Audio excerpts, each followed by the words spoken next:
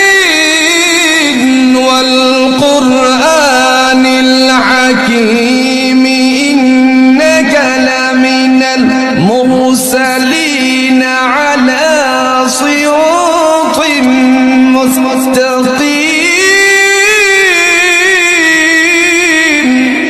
تنزيل العزيز الرحيم لتنذر قوما ما أنذر آباؤهم فهم غافلون। সবসময় সতর্ক থাকবেন আপনার যারা যেন মানুষের হক নষ্ট না হয়। মানুষ আপনাকে গালি দেখ, থাপ্পড় মারুক, জমি আত্মসাৎ করে ফেলুক, হক নষ্ট করুক, কি করে করুক, আপনি তারটা করতে যায় না। যারা করছে আপনি লাভবান। আপনি কেমন করে লাভবান? আপনি অসংখ্য নেকি পাচ্ছেন, আপনি জানছেনও না।